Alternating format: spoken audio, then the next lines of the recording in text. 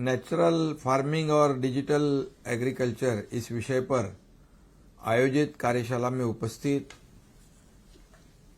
आदरणीय केंद्रीय गृह तथा सहकारिता मंत्री अमित शाह जी, केंद्रीय कृषि मंत्री नरेंद्र सिंह तोमर जी, मनसुख भाई मांडविया जी और सभी अन्य मुख्यमंत्री गण,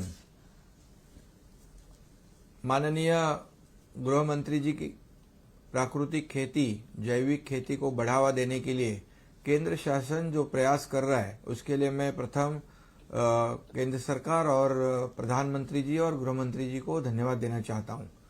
महाराष्ट्र कृषि और बागवानी के क्षेत्र में देश के अग्रणी राज्यों में से एक है। अंगूर, अनार, केला, आम और सब्जियों के निर्यात में महाराष्ट्र भी आगे है। इसी तरह महाराष्ट्र दाल, दलहन, तिलहन, दुग्ध उत्पाद, मांस उत्पाद और मछली में पहले स्थान पर है। अलग कृषि निर्यात नीति तैयार करने का भी महाराष्ट्र अग्रसर है।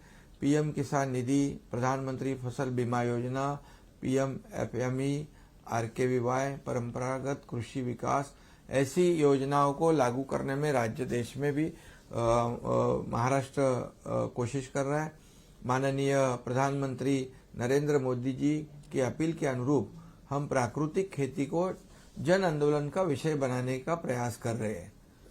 आज पुणे में भी गुजरात के राज्यपाल माननीय श्री आचार्य देवव्रत जी, जो प्राकृतिक खेती के विशेषज्ञ हैं, उनके मार्गदर्शन में भव्य कार्यशाला का आयोजन भी किया है। हमारे डिप्टी चीफ मिनिस्टर देवेंद्र जी फडणवीस इस कार्यशाला के लिए भी उपस्थित हुए हैं। राज्य में आदरणीय महोदय जी लगभग 5,27,000 हेक्टेयर क्षेत्र में प्रमाणित जैविक खेती की हमारी कोशिश है और हम लोग कर रहे हैं। राज्य के आदिवासी क्षेत्र को मिलाकर पूरे 10 लाख हेक्टेयर क्षेत्र नेचुरल फार्मिंग के अंतर्गत आता है। पद्मश्री सुभाष पालेकर जी के शून्य बजट प्राकृतिक कृषि के 4 सिद्धांतों के अनुसार मिट्टी में उपयोगी बैक्टीरिया की संख्या बढ़ाने और मिट्टी में ऑर्गेनिक कार्बन को बढ़ाने पर राज्य जोर दे रहा है। हाल ही में आयोजित जलवायु शिखर सम्मेलन में लाइफस्टाइल फॉर एनवायरनमेंट संबंध में प्रधानमंत्री जी ने आह्वान किया था। उनके अनुसार राज्य अमृत काल में प्राकृतिक कृषि के माध्यम से खाद्य सुरक्षा और खाद्य प्रसंस्करण के क्षेत्र में भारत को मिले अवसर का उपयोग करने का निश्चित रूप से हम लोग प्रयास कर रहे हैं। कृषि को केमिकल और फर्टिलाइजर से दूर विज्ञान आधारित प्राकृतिक कृषि की ओर ले जाने के लिए हमारा राज्य प्रयास कर रहा है। इसके लिए डॉक्टर पंजाबराव देशमुख जैविक खेती मिशन की स्थापना भी की गई है। इसके माध्यम से राज्य में आत्महत्या प्रभावित क्षेत्रों में नेचुरल फार्मिंग पर हम लोग जोर दे रहे हैं। केंद्र की कृषि विकास योजना और भारतीय प्राकृतिक कृषि प्रणाली योजना के माध्यम से प्राकृतिक खेती को बढ़ावा दिया जा रहा है। महोदय जी, राज्य में अब तक 1628 किसान समूहों के 61,000 किसानों को प्रशिक्षित किया गया और लगभग 41,000 हेक्टेयर क्षेत्र को जैविक खेती के तहत लाया गया है। महोदय जी, किसानों को सस्ती दरों पर प्राकृतिक और जैविक खेती को प्रमाणित करने के लिए राज्य सरकार की एक स्वतंत्र प्रमाणन एजेंसी की स्थापना भी की जा रही है। राज्य में कुल 6,000 किसान उत्पादक कंपनियों का पंजीकरण किया गया है, जो देश के किसी भी मतलब अन्य राज्यों पे भी हम लोग आगे जा रहे हैं। कृषि व्यवसाय का निर्माण और कृषि उत्पादों की मूल्य श्रृंखला का विकसित करने हेतु माननीय बाला साहेब ठाकरे स्मार्ट प्रोजेक्ट और एशियन डेवलपमेंट बैंक की मदद से मैग्नेट प्रोजेक्ट लागू किया गया है। इस परियोजना के माध्यम से प्राकृतिक कृषि पर भी जोर दिया जाएगा। राज्य सरकार बिना रासायनिक खाद और दवाओं के धरती माता के संरक्षण के लिए प्राकृतिक खेती पद्धति का उपयोग कर रही है। इससे कम लागत और अधिक लाभदायक खेती होगी, किसानों को ज्यादा फायदा होगा। छोटे किसानों के लिए विशेष रूप से फायदेमंद है, इसलिए इसकी जानकारी किसानों को दी जा रही है। नेचुरल और डिजिटल कृषि के विषय में किसान और कृषि विभाग को ट्रेनिंग की आवश्यकता है। राज्य में इसके लिए मास्टर ट्रेनर प्रोग्राम भी शुरू किया जाएगा, ऐसा मैं आश्वस्त करता हूं।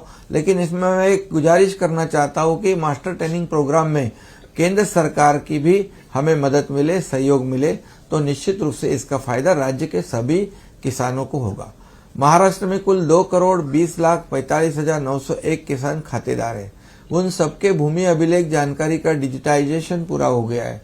किसान उनके फेरफार जो म्यूटेशन एंट्री के लिए ये जो हक प्रणाली पर ऑनलाइन आवेदन वो कर सकते हैं और बाद में उसकी स्थिति ट्रैक भी कर सकते हैं।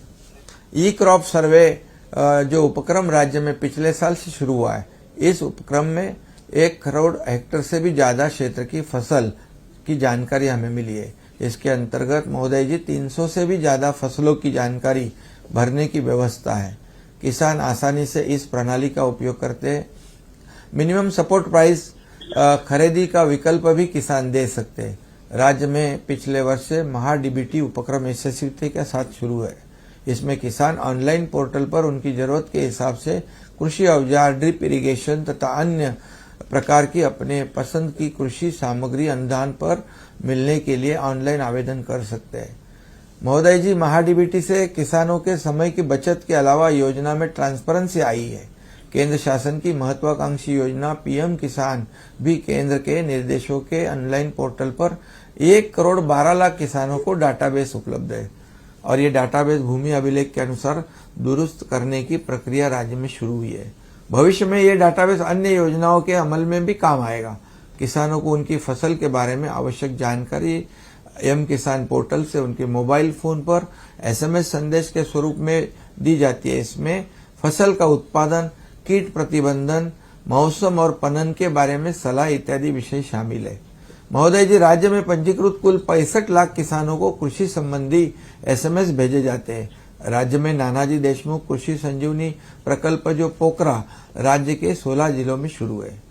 किसानों के आवेदन से लेकर उनको सब्सिडी देने की पूर्ण प्रक्रिया ऑनलाइन की जाती है, जिससे सहजता और ट्रांसपेरेंसी आ गई है। फसल कटाई का प्रयोग होने के बाद मिले उत्पादक की जानकारी क्रॉप कटिंग एक्सपेरिमेंट इस मोबाइल ऐप के माध्यम से रिकॉर्ड की जाती है। इससे अचूकता बढ़ गई है तथा किसानों को फसल नुकसान का मुआवजा बीमा के रूप में मिलने में बड़ी सहायता हुई है। ऐसी कोशिश हमने राज्य में की हुई है, लेकिन आज की जो आज एक कार्यशाला है उससे और भी हमें सहयोग होगा, हमारे राज्य के किसानों को फायदा होगा।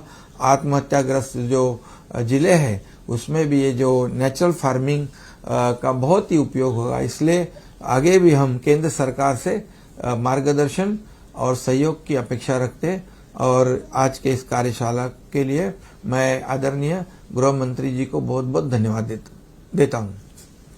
बहुत धन्यवाद शिंदे साहब। आप मेरा आग्रह होगा थोड़ा संक्षिप्त करेंगे क्योंकि माननीय गृह मंत्री जी की और व्यस्तताएं हैं। मैं आग्रह करूंगा